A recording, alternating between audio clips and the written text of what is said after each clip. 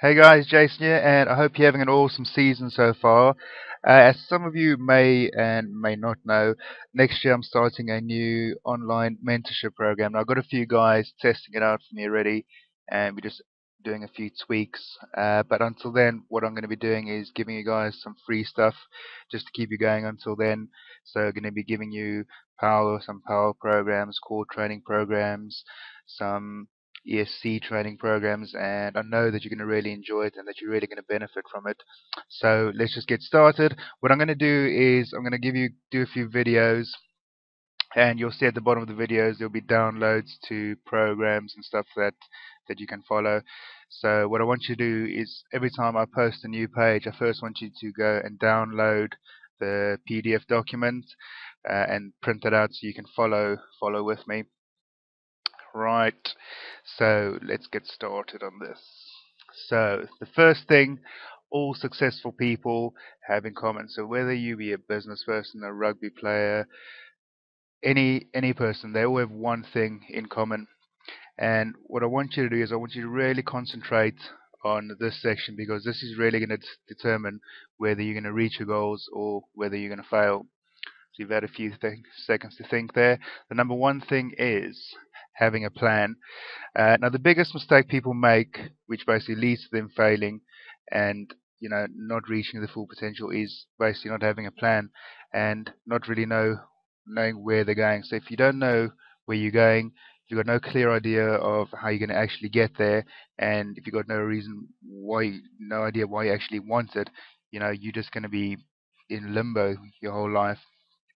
To use an example, you planning a road trip, you actually plan it, right? So you could just get in the car and start driving, and eventually you'll get somewhere, you'll run out of fuel, and you have to stop somewhere. But obviously, to make it more, you want to make it goal orientated. You want to be headed somewhere.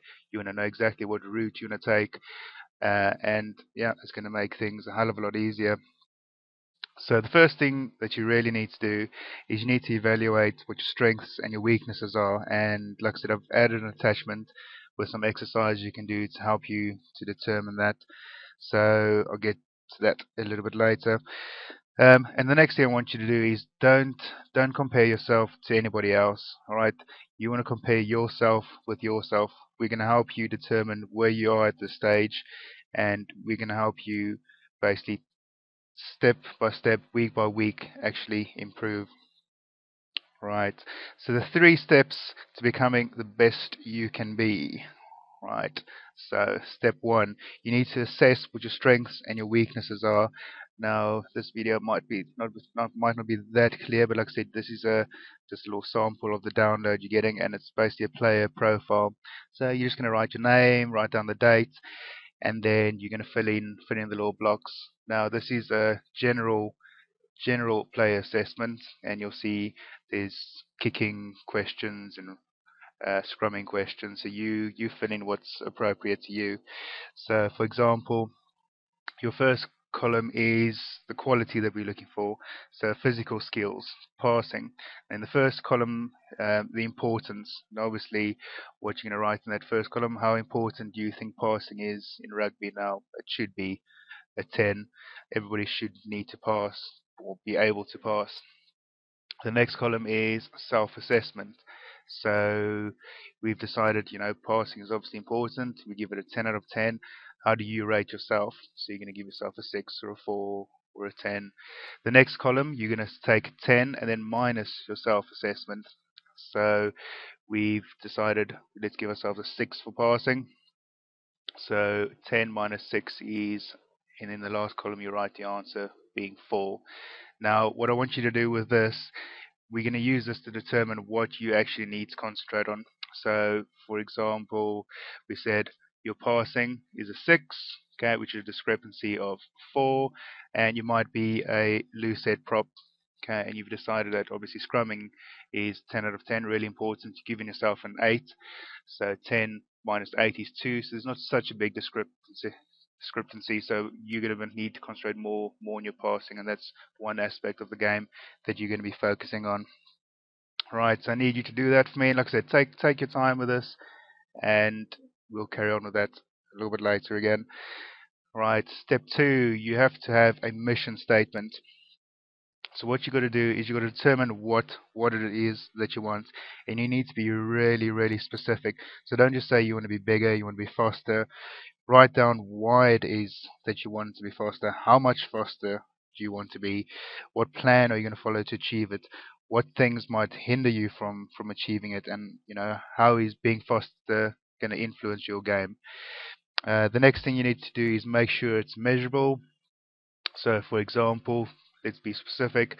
You want to be able to hand off somebody a little bit better. So obviously, if that boils down to having a stronger push off. So what we need to do is obviously do bench press or dumbbell press. So we can measure basically your dumbbell press or your chest press. So something that you can actually measure. So at the moment you're doing 60 kg bench press, and week by week we're going to increase that until you're reaching 100. So that's a nice, a really easy example. And then again, have a deadline. So like I said, this week you're doing 60 kilogram bench press. So within 6 weeks time, you want to maybe build it up to, like I said, 100 kilograms. So we are specific, okay? We're measurable, and we've given ourselves a deadline. Right. Step three. Right. Brady actually touched on this. Be specific about your goals. So don't just generalize. Really get as specific as possible and write down exactly why it is that you want to achieve that. Over here. Whoop, quick there. This is our goal achievement worksheet. So just a little part of it. This is with your download. Again, just write down your name, your playing position, the date, and this is where I want you to really take your time and really think about it, what it is that you want. You know, your goal, why it's important. So really, like I said, take your time with this. Take about 10, 15 minutes. Really think about your game. You've done your player analysis, your player profile. Use that to also determine, what your goal, your eventual goal is. Right. Next thing, after you've done all that, taking your time with it, I want you to start practicing imagery for me. So imagery is a really, really important thing. Again, this is with your download PDF. You can see there's different types of imagery. You can use it at different times and for different reasons. And if you ask any professional, a lot of them will have played a game 6, 7, 8, 9, 10, 20 times before Saturday comes. Okay, they know exactly what their role is. They know what their game plan is. They know what their coaches expect of them. They know what their strengths, their weaknesses are, and they incorporate that in their imagery. And very important with imagery is not to just see it, but actually feel and experience it. So take your time with this as well. This, for some people, this takes a lot more practice than others. So get yourself a nice quiet time. Take 2, 3 minutes, okay, and then just place certain scenarios in your head. So, for example, if you're a back row player, one scenario might be you coming off the back of a scrum, trying to get the fly off, or you might be trying to get to a ruck first to steal that ball. So I want you to do is initially don't play the whole game in your head. If this isn't something you've done before, break it down. So just for 2, 3 minutes, concentrate on a certain aspect of your game. And like I said, we've done that player analysis, your player profile. So use your weaknesses there where you have the biggest discrepancy. Use that and start concentrating on those things. Visualize it, like I said, but don't just see it. Actually feel it and make as if you in that situation, so you can really really experience it. In sports psychology, we learn a lot about the actual imagery, and there's plenty of case studies and examples. I think the one that stands out to me the most was there was a guy in Vietnam, and he got caught, and he was in a concentration camp. I can't remember the exact figures, but I think it was about 3 years that he was in this concentration camp. And just to keep his mind sane and to keep him going, all he would do is his favorite sport was golf, and he basically lived on a golf estate or next to a golf estate. And what he would do is every day he would just play this golf, play his favorite hole, and just image and really really feel the experience of playing. And what happened was eventually he was released, and where, like I said, can't remember the exact figures. I think he was a 12 or a 14 handicap, and having not touched golf clubs, the first thing he did was went home and went to go play a round of golf, and he went from a 12 or 14 handicap to single figures within one game. And it just shows you how important and how mental imagery can really help you. So another thing, like I said, takes a bit of practice. So I want you to get started on that. Right. So that's it for this video. Next video, we're going to concentrate a little bit on the demands of rugby. We're going to focus on power. I'm going to give you guys a power program which you can download. We're going to be doing some core training. We're going to be doing some ESC training and give you some advice on speed training as well.